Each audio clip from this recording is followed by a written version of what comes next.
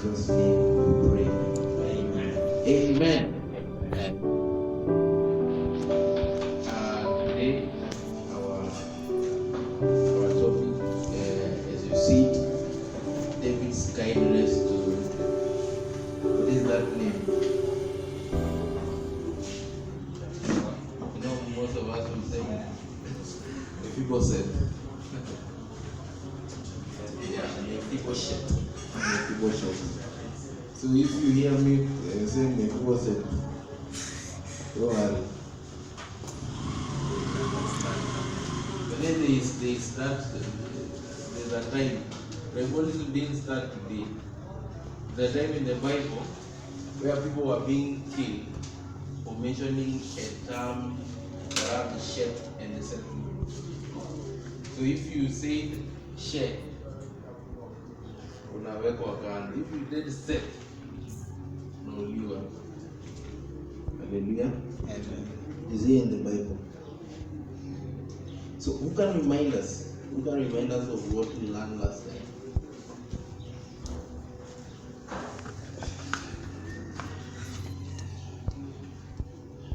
Okay, let me remind you, then you remind me. Our topic was David committing adultery. Yes. What did you learn? What can you remember? Not our pastor. What can you remember? Someone can even remember that he committed adultery. Yeah? So what can you remember as a lesson?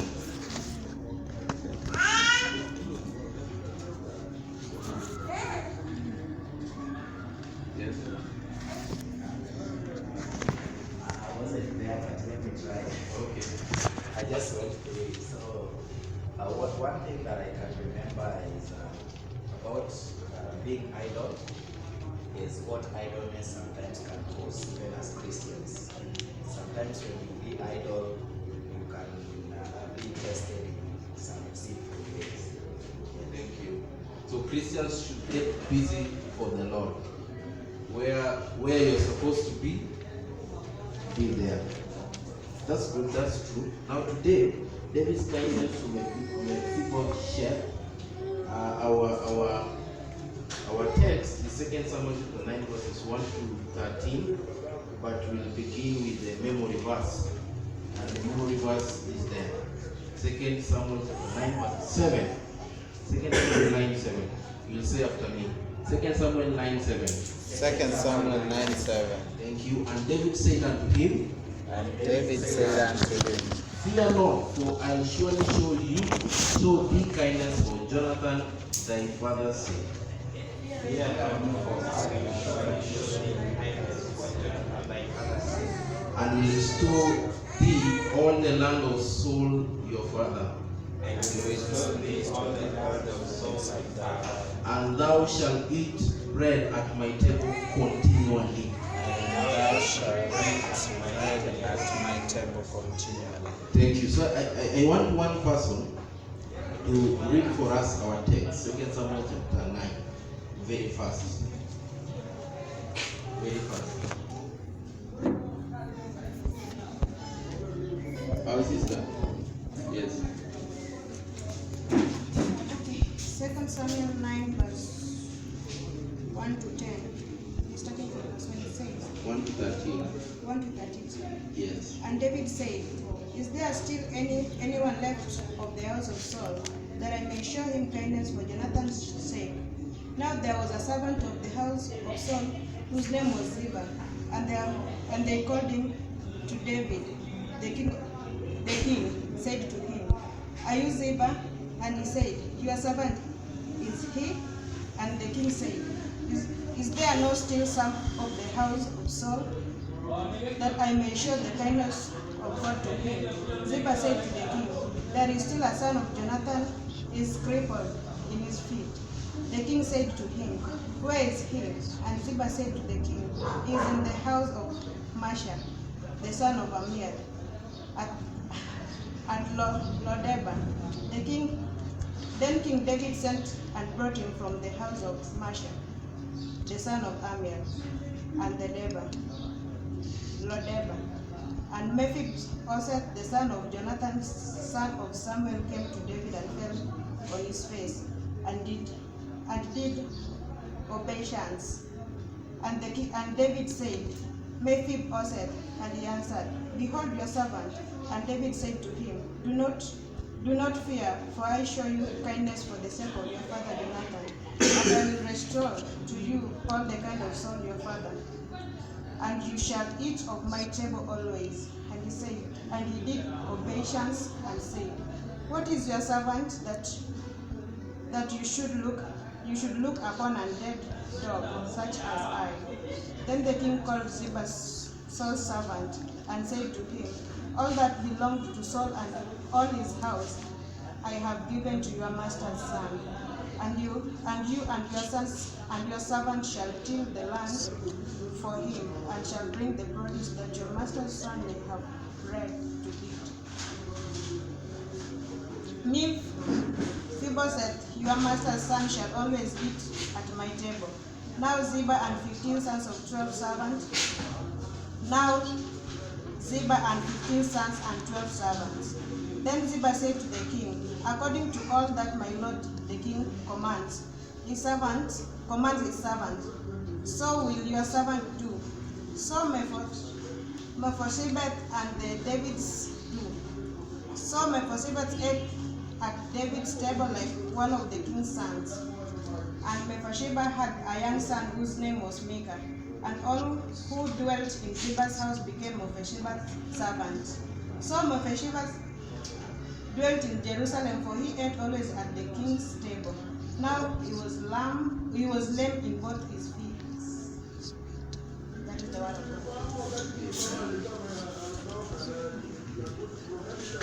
God. Hallelujah. Now Mephibosheth was the son of Jonathan. Verse 6 reveals that. Saul, at the time Jonathan was dying, Jonathan died along with Saul. Actually, Saul died along with his sons. And yule ambaye alikuwa yule mjakazi, the house help, who was taking care of Mephibosheth, the son Jonathan, when she heard that news, she, in haste, I think they were staying maybe in the first floor, like a building that had floors. So in haste, she ran and she was escaping, and Mephibosheth fell, and there is where his lameness came. Yeah, 2 of his feet were cut off. Are we together? Yes. Now today we are considering David showing kindness to Mephibosheth, and it has a beginning. There's a reason why David showed kindness to him, and the reason is that David had made a vow to Jonathan. Remember, these were very close friends, and David one time testified and said their love for one another is more than that of a man and a woman. They loved each other, and Jonathan in some instances even saved David. Yeah, so they were so close. So when Jonathan realized that his father was losing, and that God had anointed him even before he came to the throne, and he was seeing that his death was imminent. Maybe he was, because that has not been documented. Then Jonathan made David to make a vow. He made David to make a vow. That is in 1 Samuel chapter 20, verses 15. 1 1 Samuel 20:15. Let's see this. Let's see this in verses 9. 1 Samuel chapter 20, verses 9, the Bible says, and Jonathan said, far be it from you, for if I knew certainly that evil were determined by my father to come upon you, then would not I tell you? Then David said to Jonathan, who shall tell me? Or what if your father answer you roughly? And Jonathan said to David, come, let us go out into the field. There is where the vow was made.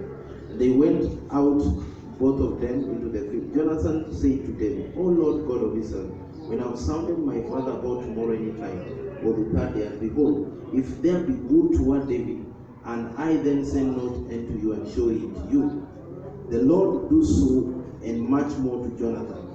But if it please my father to do you evil, then I'll show it to you, and send you away, that you may go in peace, and the Lord be with you, as he has been with my father.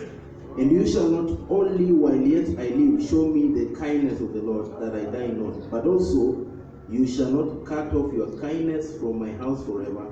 No, not when the Lord has cut off the enemies of David, everyone from the face of the earth.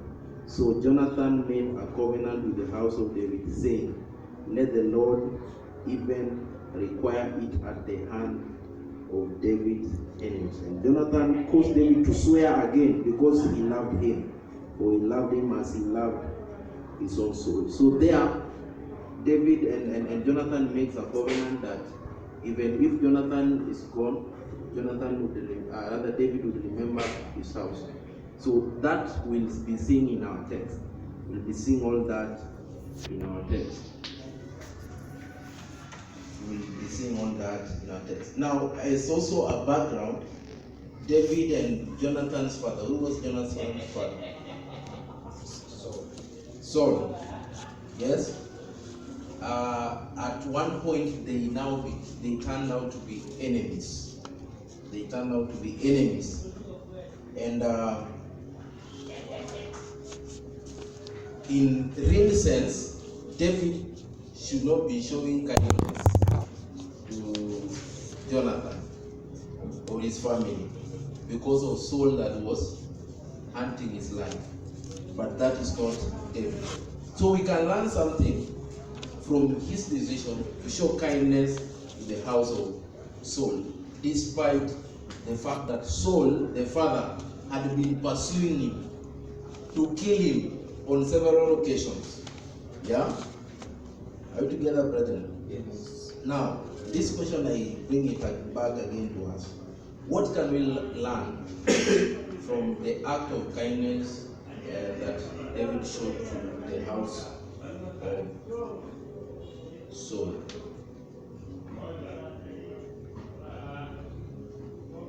What? Yes. To overcome evil with good. We need to overcome evil with good as Christians. Yes. Recompense, that is retaliation. Christians should not retaliate at any point. In fact, Jesus Christ made it for you to understand. He said, when you are slapped this side, do what? Turn this other side to be slapped again. Like we are. It is not our responsibility to retaliate. In fact, Jesus Christ says, love your enemies. Love your enemies. Though it's so hard. But it is when you love your enemies that makes you a Christian, or that makes you different from anyone else. Hallelujah. Because the people of the world, they retaliate. What will differentiate you is you have love, the love of God, agape love inside you. So even if you are hurt, you are responding with love. And that is what God recommends of us. He says recompense belongs to Him. Even if you are persecuted, leave everything in the hands of God. And even wish that person encounters God. That person, God shows, God turns his life. Like, wish good for him. And that is our Jesus Christ. That is our Jesus Christ. The Bible says Jesus Christ was telling disciples and he was telling believers today. He says, offenses shall come. As a child of God, in fact, many are the afflictions of the righteous. Many. You will encounter offenses. Some offenses will come from the closest people that you don't expect them from. Yeah? Offenses have two things to do in you. Number one, offenses reveal what is in your heart. When somebody is offended, he will always respond. Some will respond with rage. Yeah? But if something has been done in your heart, you'll take it cool. Yeah? You'll take it cool. And if you respond with rage for an offense, know that you need to do something in your heart. Yeah? Like Jesus Christ. Jesus Christ, his people crucified him. But what had he to say? He said, Father, forgive them. So that is the heart that a Christian should show. And so is Stephen. His people are stoning him for telling the truth. And he says, Father, forgive them. That is the heart that is supposed to be in us. So offenses will come. We are not supposed to retaliate. And that takes the grace of God that you need to seek. You and me need to seek. So we're going to handle 3 points. David remembering his covenant with Jonathan. We've just seen how, we've just seen the covenant they made together. And then point number 2 will be seeing David receiving mephibosheth. And then lastly, David restoring Saul's possessions to Mephibosheth. Hallelujah. And as we go through this topic, I want you to picture Jesus Christ. I want you to picture Jesus Christ, how God is reaching out towards us. God reaches out towards us because of Jesus' sake. Yeah? He is our righteousness. God will do anything for humanity because of Jesus. It's because of Jesus. Hallelujah.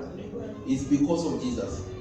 It's because of Jonathan that Mephibosheth was reached out to. So David remembers his covenant with Jonathan. Verses 1. See, he remembered our text. And David said, is there yet any that is left of the house of Saul, that I may show him kindness because of Jonathan? So he remembered. And he asked, is there someone like that? Is there someone in the lineage of Saul? Someone close to him? Of course, David was sure that Saul and his sons had died. Yeah? He was very sure of that. And so David loved Saul. And let me put it this way. David respected him. There's a time he even killed somebody. The person who brought the report about the death of Saul. And he was coming, I've come with the good news. And then he came and gave the report to David. And David ordered his death. Yeah? So David respected him. God granted David an opportunity to kill Saul. And he just said, touch not the anointed of God. And that we can learn from the word of God. Touch not. Leave the men of God alone. Leave those that are anointed by God alone. Yes? Let them sort themselves with God. Yeah? Let them sort themselves with God. So he remembered the covenant that he made with Jonathan. And indeed, as we go through, that is 2 Samuel chapter 9, 2 Samuel 9, verses 1. Then verse 2 says, and there was of the house of Saul a servant whose name was Ziba. And when they had called him to David, the king said, are you Ziba? And he said, your servant is he. And the king said, is there not yet any of the house of Saul, that I may show kindness of God to him? Ziba said to the king, Jonathan has yet a son, which is named on his feet. And the king said to him, where is he? And Ziba said to the king, behold, he is in the house of Macha, the son of Amiel in Lodibar. So we see there, he remembers, he reached out to Ziba. Ziba was a servant of Saul, and very easily through Ziba he could find the relation of Jonah. And we can learn lessons. We can learn some lessons from that. David makes a covenant with Jonathan. He makes a vow. He makes a vow. Actually, we read where we started that Jonathan made David vow again.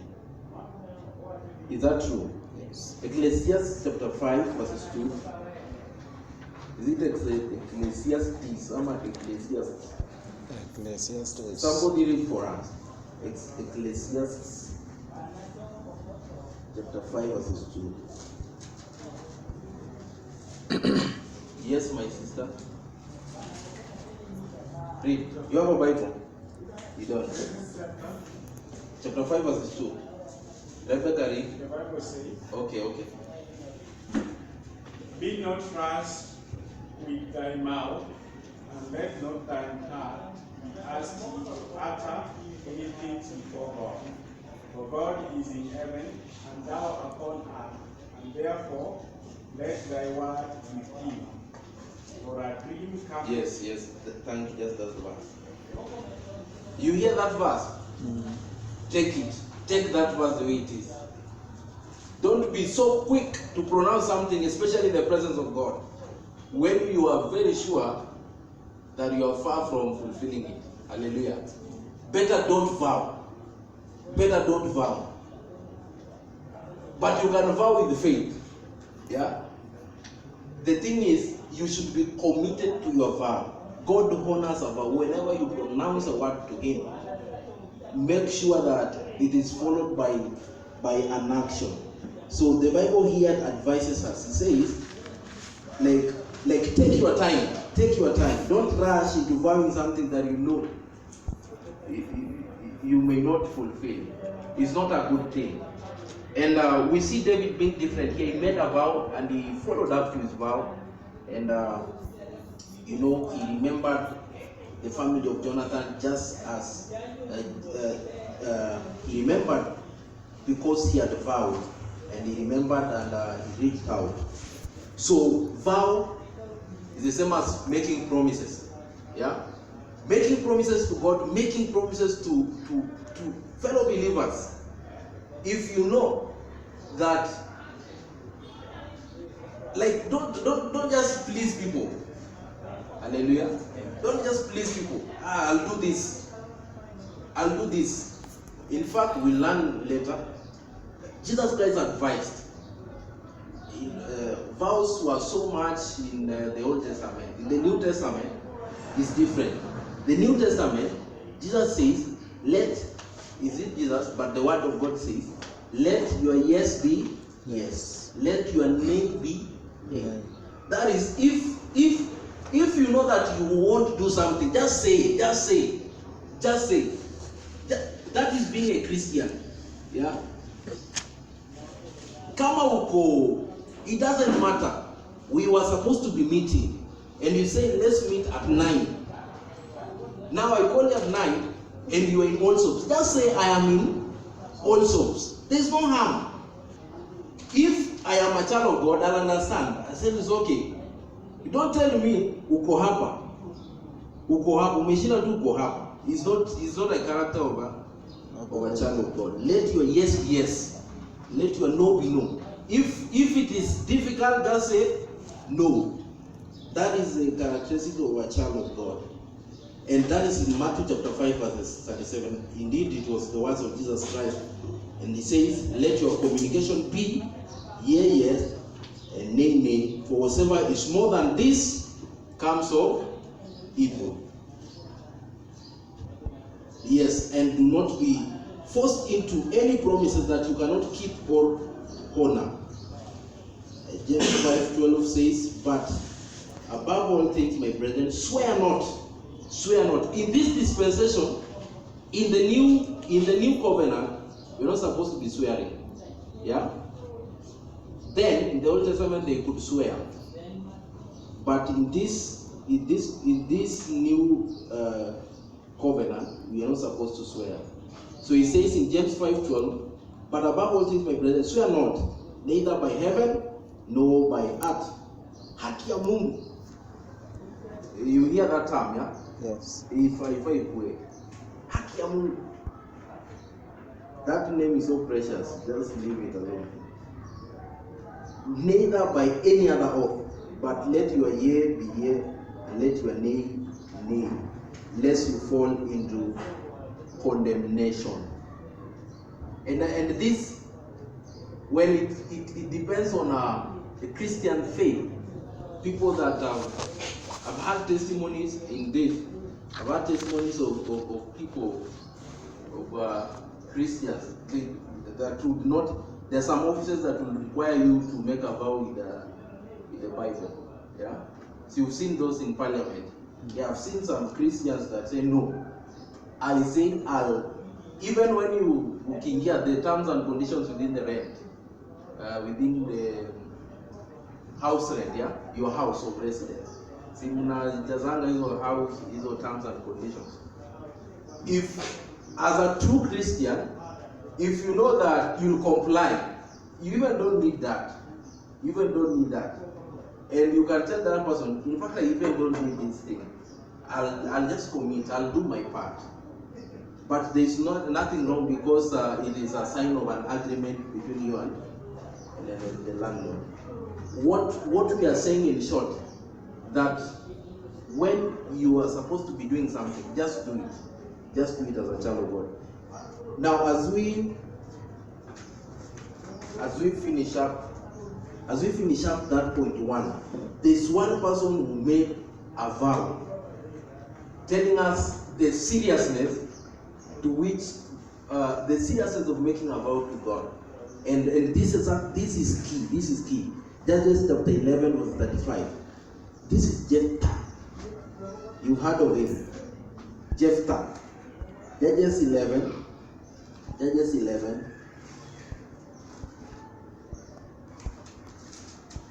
Judges 11. Are we there? Are we in Judges 11? Judges 11, 35. 35 says, okay, he made a vow somewhere here. Let me see. Lord, verse 31. Verse 31 is where he made a vow. Then it shall be, thank you. Verse 30, let me read from verse 30. Yeah? And Jephthah vowed a vow to the Lord. And he said, if you will without fail deliver the children of Ammon into my hands, then it shall be that whatsoever comes forth of the doors of my house to meet me, when I return in peace from the children of Ammon, shall surely be the Lord's, and I'll offer it up for a burnt offering. So Jephthah passed over the children of Ammon to fight against them, and the Lord delivered them into his hands. Now, verse 35. It came to pass, now he was coming back. He told God that, Lord, when I experience victory against the Ammonites, whatever I meet first as I come back, that will I give you for a burnt offering. And the Bible now says, as he was coming back, verse 35, and it came to pass when he saw her, he saw his daughter. Let me read verse 34. Jephthah came to Mizpeh and to his house, and behold, his daughter came out to meet him with timbrels and with dances, and she was his only child. Somebody say his only child. His only child. Beside her, he had neither son nor daughter. And it came to pass when he saw her that he rent his clothes and said, alas, my daughter, thou hast brought me very low, low in spirit, and thou art one of them that trouble me. For I have opened my mouth unto the Lord, and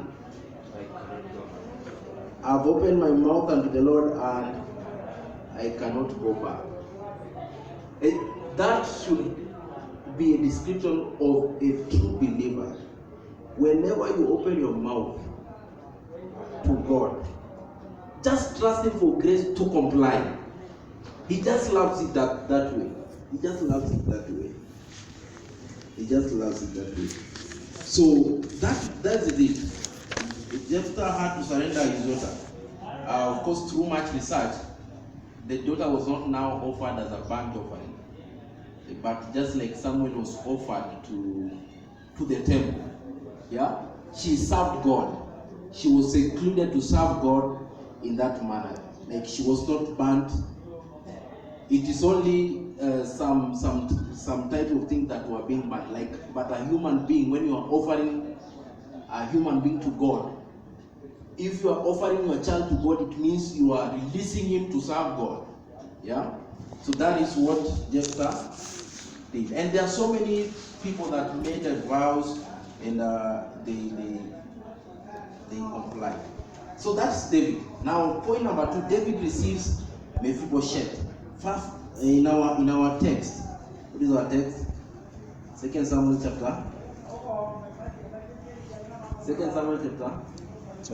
chapter 9. That is our text. Verses 5. King David said, fetch Mephibosheth. Yes. Verses 6, verses 5. He fetched Mephibosheth out of the house of Macha, the son of Mamiel from Lodebar. Now, when Mephibosheth, the son of Jonathan, the son of Saul, was come to David, he fell on his face and did reverence. Alikuwa anajua ni kumauma. Alikuwa anajua imeenda mbaya. He just thought that David wanted to retaliate. So he came with a lot of fear. Yeah. And David said, Mephibosheth, and he answered, behold your servant. Verse 7. David said to him, fear not, for I'll surely show you kindness for the reason of Jonathan your father. And I'll restore you all the land of Saul your father, and you shall eat bread at my table continually. Somebody say continually. Continually. Yes, so David reaches out to Mephibosheth and he calls him. And he asked Mephibosheth to join him in his residence. And we have two people here reacting. Now, Mephibosheth, when he now approached David, like we have identified there, he was dressed just the same way Mephibosheth. Just in the same way Mephibosheth received rest. You know, when you go forward, the Bible says, David told him, verse 7 actually, David told him, fear not, I'll surely show you kindness for Jonathan's sake. God has reached out to us. God is showing kindness to believers for Jesus' sake. It's not for us. We have nothing that God can look up to. It is the grace of God. It is His kindness. What is grace? Unmerited favor. It is what you don't deserve, and God is just reaching out. So Jesus is the reason. And you should be constantly aware of that Jesus is the reason I am experiencing rest in God. Jesus is the reason. And remember, he was told, and you shall eat bread at my table continually. God requires that as believers, when you come to him, you stay at his table continually. Don't go eat somewhere else. That is a recommendation of God. Eat at his table continually. He loves, in fact, it says, before I send the door of your heart at the door, and I know, if any man opens, I'll come in and sup with you. He wants to dine with you. He wants you to stay in that place of rest continually. Actually, Christianity, or being a believer, is about continuity. That is what makes a difference. That is what makes a difference when somebody says, God, I repent of my sins, I receive you as my personal Savior. The difference is, have you continued Bwana asifiwe. And Jesus Christ said, they that continue in my word are my disciples. Indeed, let's read Matthew 24. Matthew 24 also reveals something here. Continuity is the rule of the game in Christianity. Are you continuing? Since you got born again, are you advancing? Are you advancing with grace? If you check yourself, is your first love still there? And he told some people someday, remember your first love. Now in 24, Matthew 24, it says, Matthew 24, verses 12. Jesus Christ was talking about these days. These days, there are so many false prophets, there are so many errors, and Jesus Christ is talking about this day, and he's saying, because iniquity, sin shall abound, shall increase. Sin is everywhere. Go to the left. Nowadays, people are used to sin. They are used to sin. And they call pornography adult movies. Yes? They have names for sin. I said here that Christians should call sin what God sin. What God calls sin. Christians should have an attitude, the same attitude that God has towards sin. We are not supposed to be consumed by the way the world is, getting used to things. You cannot get used to homosexuality. You cannot get used to things that are not supposed to be getting used of. Are we together? And Jesus Christ prophesied, said, iniquity shall abound, sin shall increase, and the love of many shall wax cold. Say, my love for God shall not wax cold. Wax cold kwa Kijaluo inaitwa umage. When water turns to ice, it reduces. So he says, because sin has increased, the love of many, the love of believers shall do what? Shall wax cold. But there's a differentiation. This is what I want us to see. Verse 13 says, but he that shall endure, him that shall continue to the end, the same shall be saved. He's talking about final salvation. That let's run with a target. Paul said, I'm running with a crown in front of me. I'm focused to it. Run as if there is a crown that is in front of you. Last point. David restores Saul's possession to Mephibosheth. Verse 7, he says, and I'll restore all the land, I'll restore you all the land Saul your father had, and is for Jonathan's sake. Now, as a believer, I said we are now relating this story. Verses 10, there was Ziba. Ziba was a servant of Saul. Ziba, and together with his sons, in fact his sons were 15 and 20 servants. All of them, David instructed that all of them serve Mephibosheth. And that is favor. That is favor. A child of God is supposed to experience favor. A child of God should not be contented with the less. One has view. According to his riches in glory. God says, the word of God says that verse. He says, eyes have not seen, ears have not heard what I've prepared for them that love me.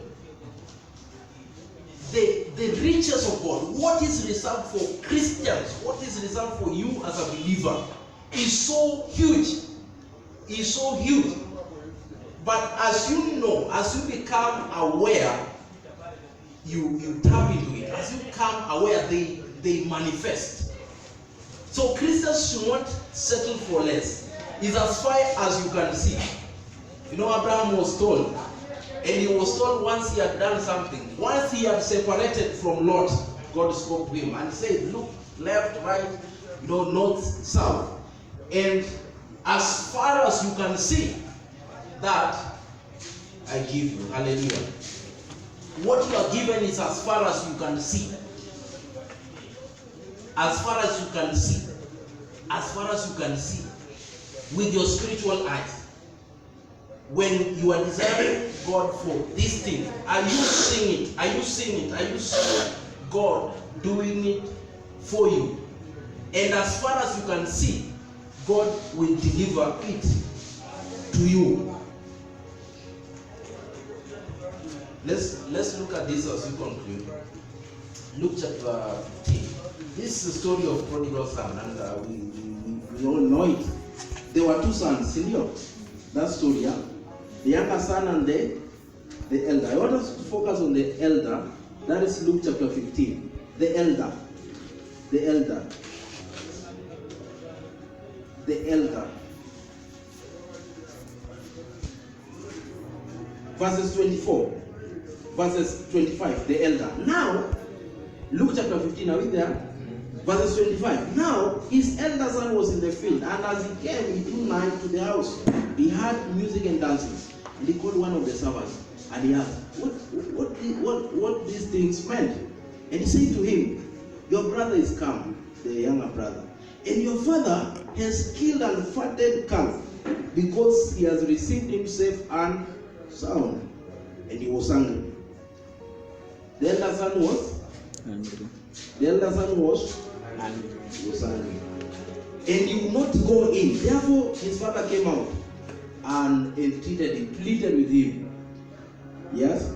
And he answered and said to his father, no, these many years I've served you.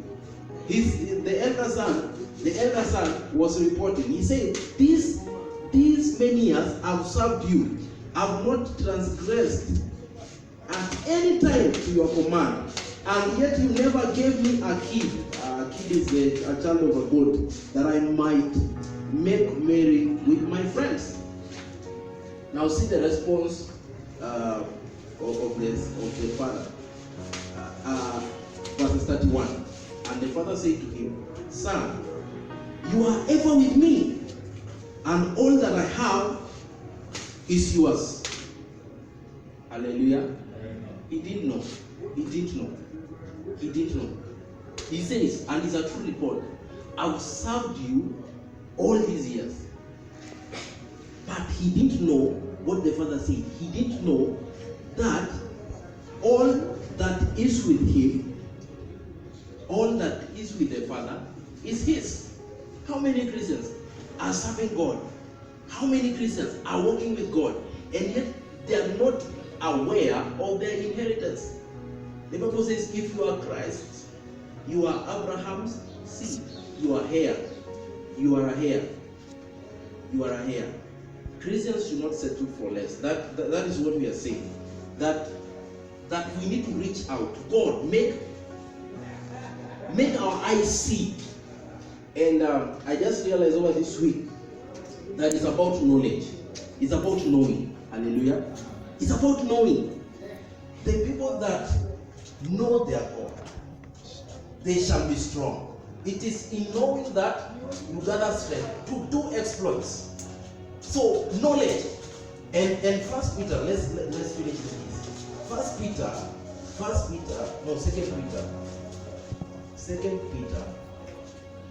chapter 1 verse 2.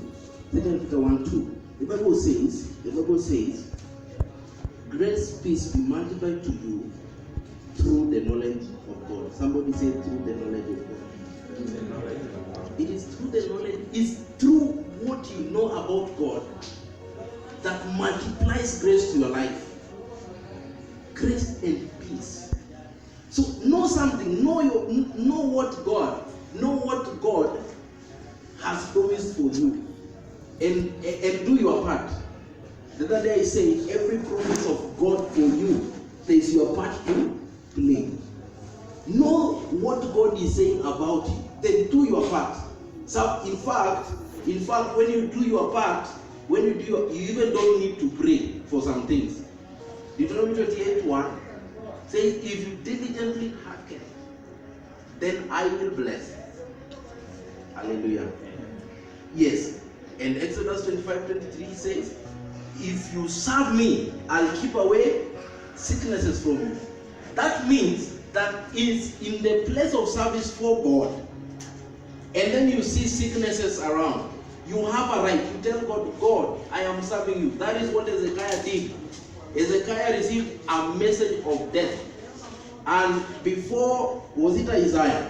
Before that prophet left the court, before he left the court, Hezekiah turned back and told God, God, remember this that I've done. I've served you. He knew that that was a promise of God. And before Isaiah left, God told him, turn back. Tell him I've added him 15 more years. So you must be aware of the promises of God to you. Shall we pray?